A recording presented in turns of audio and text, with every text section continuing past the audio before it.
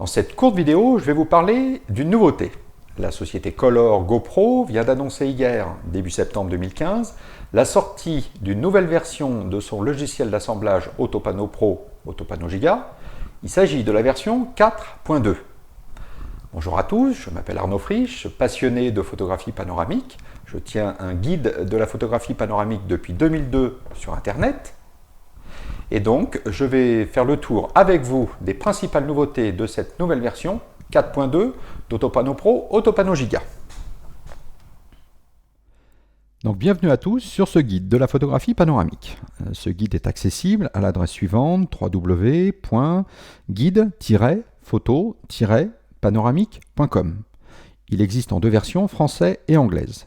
Vous y trouverez de très nombreux tutoriels et de tests matériels, tout cela gratuitement.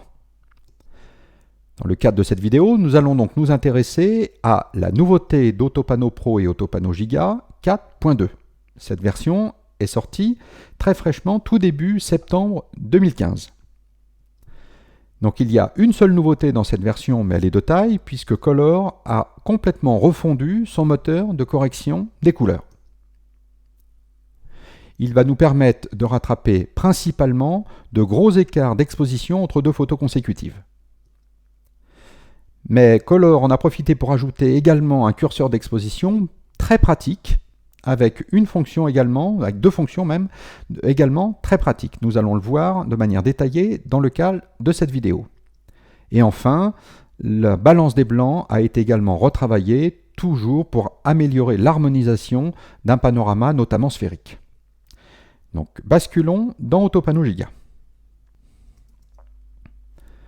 Donc, Autopano Giga, dans sa version 4.2, se présente exactement comme dans la version 4. Une colonne à gauche des groupes. On va pouvoir mettre les photos que nous souhaitons assembler ensemble. Et la colonne de droite, les panoramas préassemblés.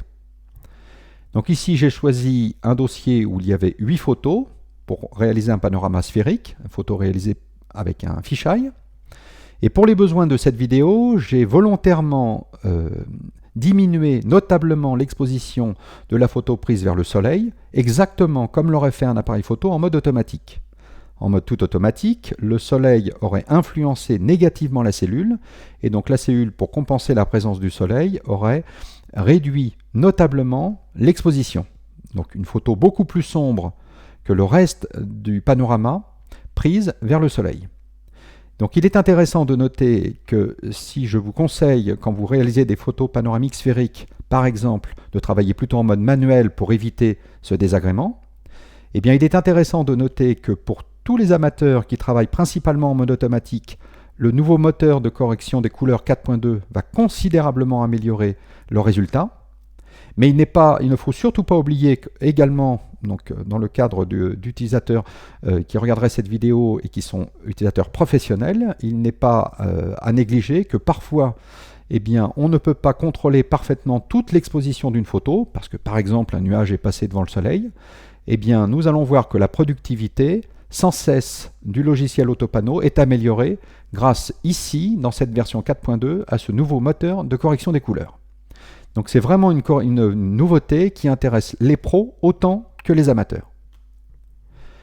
Nous voyons notre panorama préassemblé dans la colonne de droite et on voit très nettement des zones marquées dans le ciel et un manque cruel d'harmonisation, notamment dans le ciel. Donc nous allons éditer ce panorama. Donc par défaut, la correction de l'harmonisation des couleurs, des balances des blancs est désactivée. Donc je l'active tout de suite. On voit bien ici cette nouvelle fenêtre qui se présente exactement comme la version 4, à ceci près que Color a donc introduit un nouveau champ ici, compensation d'exposition. Il est grisé par défaut puisque pour l'instant je n'ai pas activé la correction des couleurs. Donc regardez bien la photo dans son ensemble et nous allons voir que l'harmonisation, quand on active la correction des couleurs, donc balance des blancs et autres, automatiquement, harmonise considérablement le ciel. Donc ici, l'exposition, les couleurs sont harmonisées. Là, je n'ai pas activé la correction du vignotage et du gradient. Grosse nouveauté de la version 4, version précédente. Donc très intéressante dans d'autres cas de figure, pas spécialement intéressante dans le cas d'une photo sphérique. Donc là, on voit bien le travail qui a été fait ici, mais nous allons pouvoir aller un petit peu plus loin grâce ici au nouvel outil de compensation d'exposition. Alors comment il fonctionne? D'abord, très pratique, ils ont rajouté un petit bouton afficher les sous-expositions et les surexpositions. Donc maintenant, le soleil ici et toutes les zones complètement cramées de la photo sont surlignées en rouge. Et même si elles sont moins présentes peut-être sur cette vidéo, les parties sombres sont notées en bleu, exactement comme dans Photoshop. Donc ce qui est très intéressant, c'est que maintenant on a accès à un petit curseur ici très pratique qui nous permet de corriger l'exposition de notre photo et donc de voir à partir de quel moment il faut s'arrêter puisque les zones cramées de notre photo sont surlignées. Mais autre nouveauté très intéressante de cet petit outil, c'est la présence ici de petits marqueurs, voilà, qui représentent la moyenne d'exposition de chaque photo. Donc on voit bien que toutes les photos, sauf une, ont été prises approximativement avec la même exposition moyenne. Et donc ici, vous avez la photo sombre, que j'ai volontairement assombrie, vers le soleil. Si je place mon curseur juste au-dessus de ce marqueur, toutes les photos sont alignées avec la photo sombre. Quand je mets mon marqueur devant, vous voyez que cette photo ne change pas d'aspect. Toutes les photos ont été alignées par rapport à cette photo trop sombre.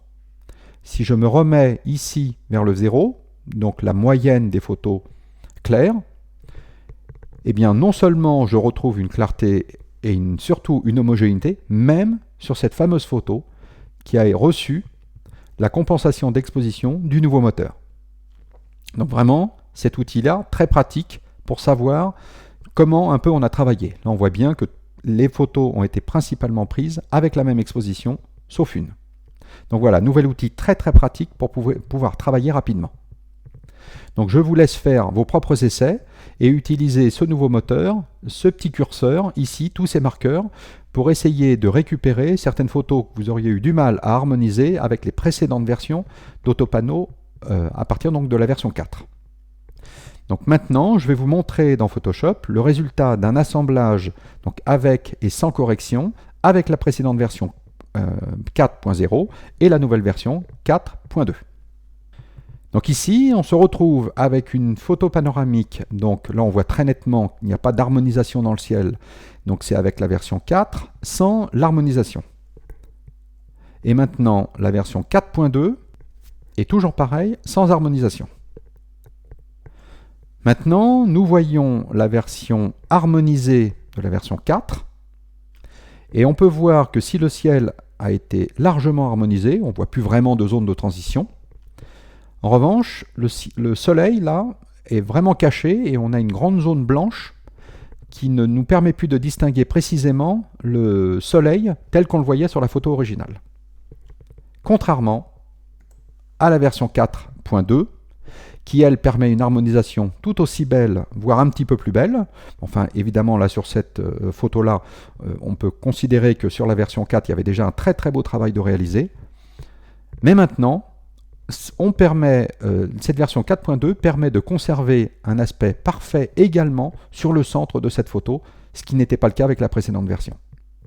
Donc voilà, je vous laisse faire tous vos essais avec les photos qui étaient un peu récalcitrantes, avec lesquelles vous aviez quelques petits soucis, pour essayer le nouveau moteur et la puissance de ce nouveau moteur de correction des couleurs 4.2. Donc pour finir cette vidéo, si vous souhaitez en savoir plus, je vous invite donc à visiter mon site, mais également mon blog, blog.arnaudfriche.com. Vous y trouverez de très nombreux articles sur la photo en général, la photo panoramique, la gestion de la couleur par exemple. Et enfin, sur ma chaîne YouTube, où vous trouverez de très nombreuses vidéos gratuites sur la photo panoramique et la gestion de la couleur, le calibrage des écrans, des imprimantes, le choix des espaces de couleur, entre autres. Et enfin, je termine avec cette question, pourquoi cette vidéo gratuite? Eh bien, donc depuis 12 ans, je partage gratuitement des informations sur mon site, car j'ai trouvé une façon de le financer qui s'appelle l'affiliation. Donc de quoi s'agit-il? À chaque fois que vous faites vos achats vers mes partenaires affiliés, donc des partenaires qui jouent le jeu, la boutique Color, Amazon.fr, .com ou encore Miss Numérique, eh bien à chaque fois que vous achetez quelque chose depuis mes liens, ils savent que vous venez de ma part et ils me reversent un petit pourcentage sur la vente, sur votre panier. Donc c'est donc eux qui financent tout simplement cette vidéo et ça ne vous coûte absolument rien. Je vous remercie pour votre attention et je vous dis à très bientôt pour une nouvelle vidéo.